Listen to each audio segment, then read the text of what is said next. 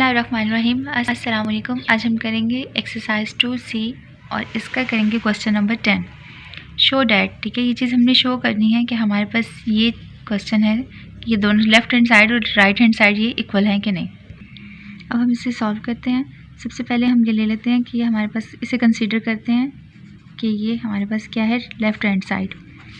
Consider the left hand side. इसे solve करेंगे तो ये क्या होगी हमारे पास, -2/3 as it is, okay, 4/5 plus -8/15। तो इसे हम यहाँ पे पहले लिख लेते हैं, फिर सॉल्व करेंगे आगे। अब देखें, सबसे पहले हमने पैरेंथेसिस को सॉल्व करना है, ठीक है, ये वैल्यू एज इट इज़, ठीक है। और ये हमारे पास कौन सी प्रॉपर्टी है, ये हमारे पास है distributive property of multiplication over addition, ठीक है। अब इसका एलसीएम लेंगे। एलसीएम लेने से पहले हम यहाँ पर ये दो साइन है 4/5, ठीक है, इसे मल्टीप्लाई करेंगे, प्लस को माइनस से मल्टीप्लाई करेंगे तो आंसर आता है -8/15। अब इसका एलसीएम लेते हैं, -2/3, एलसीएम आएगा हमारे पास 15, ठीक है। इस 15 को जब 5 पे डिवाइड करेंगे तो क्वोशंट हमारे पास, ये आंसर हमारे पास 3 आएगा। उस 3 को हम 4 से मल्टीप्लाई करेंगे तो ये 12 हो जाएगा। Minus sign as it is, इस 15 को इस पर डिवाइड करेंगे, 1 आंसर आता है, तो 1 को 8 से मल्टीप्लाई तो ये 8 ही रहेगा। -2/3, यहाँ पर इसे सॉल्व करेंगे तो 12 - 8 आंसर आता है 4/15। अब ये हमारे पास कटिंग अगर देखें इसकी करें तो नहीं हो सकती, इस तरह से भी नहीं हो सकती, इस तरह से भी नहीं, तो इसे मल्टीप्लाई कर देंगे। मल्टीप्लाई करके हमारे पास आंसर क्या आता है, माइनस है, माइनस साइन, 4 2 8 और 15 3 45, ठीक है। अब हम इसे कंसीडर करते हैं कि ये है हमारे पास right hand side. Consider the right hand side, this one है। अब इसमें देखें, पैरेंथेसिस को सॉल्व करेंगे। -2/3 मल्टीप्लाई 4/5 और -2/3 इसे मल्टीप्लाई करेंगे -8/15, ठीक है। अब इस स्टेप में देखें, पैरेंथेसिस के अंदर वाली वैल्यूज़ में कुछ भी कटिंग नहीं हो रहा, यहाँ पर भी नहीं हो रहा और यहाँ पे भी कुछ कटिंग नहीं हो रही, तो इससे डायरेक्ट मल्टीप्लाई करेंगे, माइनस माइनस हो जाएगा और 4 2 8, 3 5 15, ठीक है। प्लस साइन, इसे करेंगे माइनस, माइनस से मल्टीप्लाई होगा तो प्लस आ जाएगा और 8 2 16 और 3 15 45। अब देखिए, इसमें कुछ भी इस तरह से कैंसिल नहीं हो रहा, तो हम इसका एलसीएम ले लेंगे।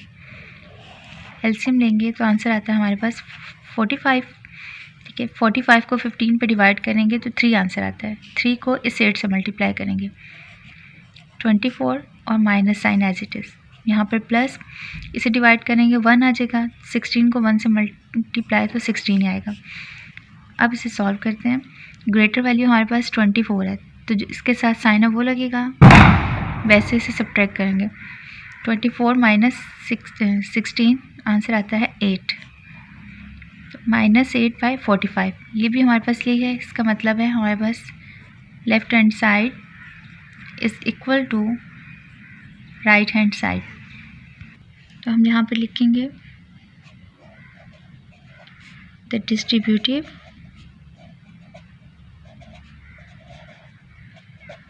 प्रॉपर्टी of multiplication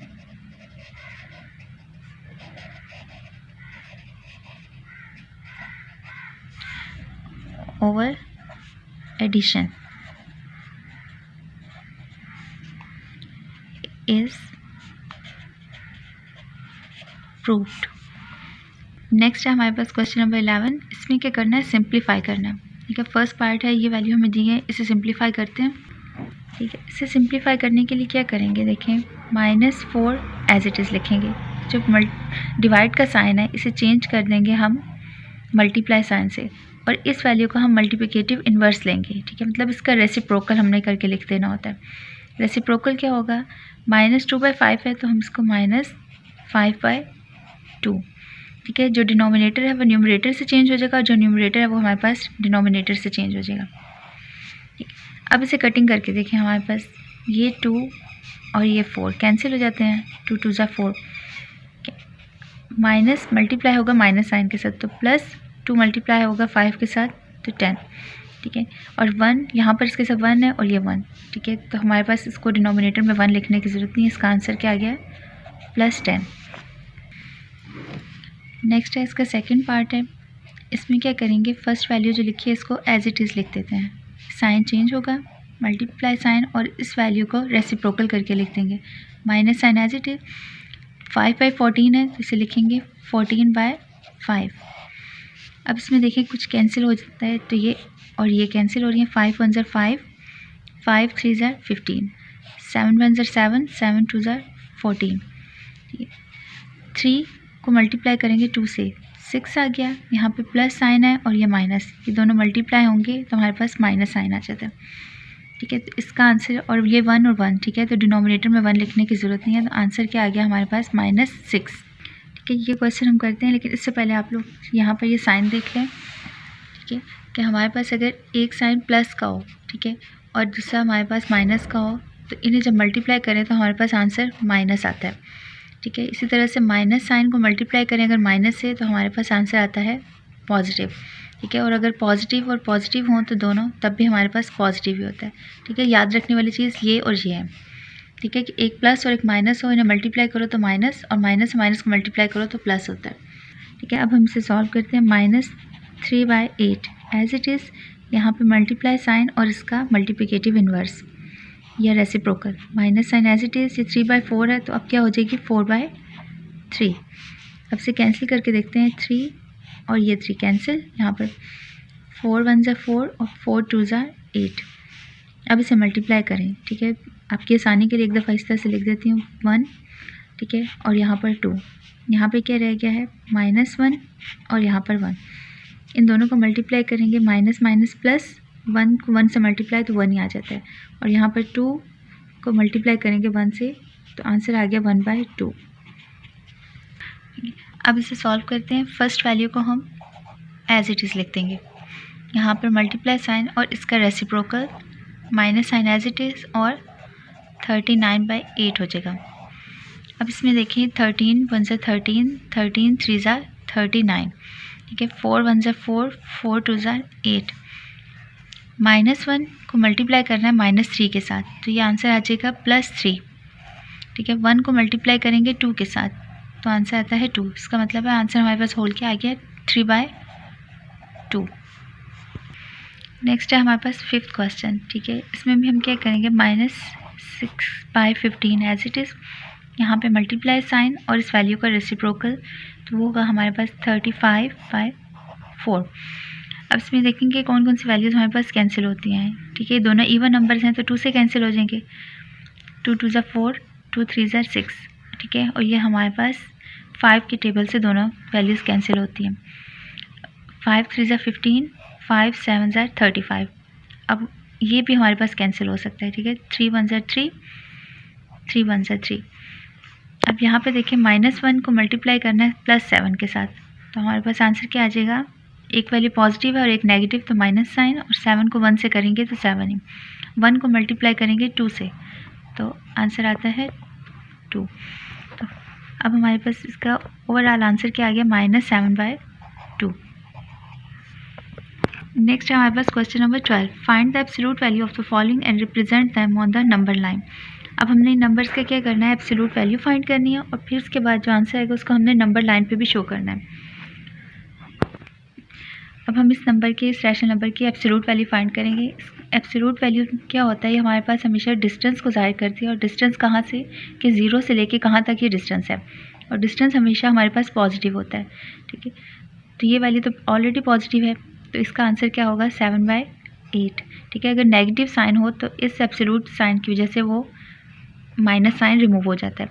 अब 7/8 को नंबर लाइन पे हम किस तरह से शो करेंगे, ठीक है, जब भी हमारे पास ये वैल्यू मतलब न्यूमरेटर हमारे पास स्मॉल हो डिनोमिनेटर से तो ये हमेशा वैल्यू 0 और 1 के दरमियान ही लाई करती है। किस तरह से कि अब हम इसे डिवाइड करके देखें, अगर 7 को 8 से डिवाइड करें तो स्मॉल वैल्यू है इसलिए हमें पॉइंट लगा के यहाँ पर 0 पुट करना पड़ेगा। अब से डिवाइड करके देखें तो 8 8 ज़ार 64। इसे सब्ट्रैक्ट करेंगे तो आंसर आता है हमारे पास 6। अब ये देखिए 0.8 मतलब यहाँ पर तो 0 है, 0.8 मतलब 1 से लेस वैल्यू है। तो हम इसे क्या करेंगे, तो हमारे पास यहाँ पर देखें 0.5 होगा और यहाँ पर कहेंगे 0.8 लाई करता है। इसका मतलब है 7/8 हमारे पास ये यहाँ से लेके यहाँ तक का डिस्टेंस है। ठीक है, और इसे इस तरह से भी आप शो कर सकते हैं। ठीक है, 1 से लेस वैल्यू थी ना हमारे पास, तो हम 1 तक क्या करेंगे, इसे 8 पार्ट्स में डिवाइड कर लेंगे। ठीक है, 1 2 3 4 5 6 7, ठीक है 8। तो इसमें हमारे पास क्या होगा 7 पॉइंट, फिर भी यहाँ पर तो ये भी 7.8, इस तरह से भी इसे शो कर सकते हैं। ठीक है, और इस पॉइंट को और ज़्यादा क्लियर मैं आपको इस तरीके से समझा सकती हूँ कि यहाँ से यहाँ तक जो पॉइंट है इसको हमें इस तरह से लिख लेती हूँ। ठीक है, ये देखें 0 से 1 तक है और उसको मैंने 8 पार्ट्स में डिवाइड कर दिया। अब जो फर्स्ट था ये हमारे पास है 1/8। ठीक है, सेकंड है हमारे पास 2/8, 3/8, इसी तरह से ये देखें 7/8 के बाद ये 1 पॉइंट क्या है 8/8। जब इसे कैंसिल करेंगे तो हमारे पास 1 ही आ जाता है। अब हमने शो करना था 7/8। ठीक है, तो ये हमारे पास 7/8 ये पॉइंट है, मतलब 0 से लेके ये देख लें ये। ठीक है, ये चीज़ हमारे पास क्या है 7/8, मतलब इस 1 को उन्होंने 8 पॉइंट्स में करके, ठीक है, और फिर इसे शो किया हुआ है। अब हम इसके एब्सोल्यूट वैल्यू फाइंड करते हैं, तो इसमें क्या होगा हमारे पास माइनस साइन रिमूव हो जाएगा। इसका आंसर आएगा 3/5। ठीक है, अब इसे नंबर लाइन पे शो करते हैं। अब ये हमारे पास नंबर लाइन, ठीक है, यहाँ पे से तो आपको पता चल गया था कि जब ये हमारे पास स्मॉल वैल्यू होती है तो ये 0 और 1 के दरमियान ही लाई करते हैं। अब ये यहाँ पर हमने नंबर लाइन पे 0 और ये 1 और ये -1 है। ठीक है, और हमने इस 1 तक के पॉइंट्स को 5 पॉइंट्स में डिवाइड कर लिया। ये हमारे पास क्या है 1/5। ठीक है, ये हमारे पास 2/5, ठीक है 3/5, 4/5 और ये जो 1 है हमारे पास ये क्या है 5/5। ठीक है, यहाँ पे भी इसी तरह से -1/5, -2/5, -3/5 और -4/5, फिर -1। ठीक है, ये किस वजह से आया, क्योंकि ये -5/5 था। इसके बाद नेक्स्ट पॉइंट यहाँ पे -1 भी हो सकता है। अब हमने डिस्टेंस फाइंड करना है 3/5 0 से, तो हमारे पास पॉजिटिव था, तो यहाँ से देखें 3/5 ये है। ठीक है, ये डिस्टेंस है 3/5 का। ठीक है, और फिर यही डिस्टेंस यहाँ से यहाँ तक ये क्या है,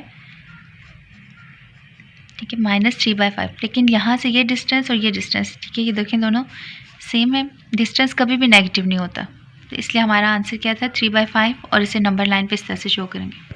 नेक्स्ट है हमारे पास थर्ड पार्ट, ठीक है 4/11। ठीक है, इसके एब्सोल्यूट वैल्यू हमने फाइंड करनी है। ठीक है, तो absolute of 4/11 is equal to 4/11 he.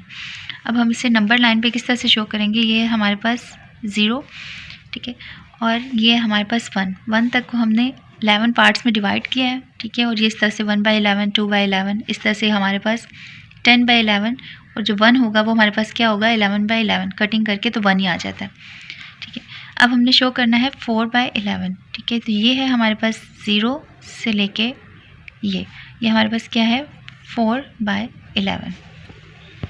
Next है फोर्थ पार्ट, इसे सॉल्व करते हैं -5/6। ठीक है, इसके हमने एब्सोल्यूट वैल्यू फाइंड करनी है।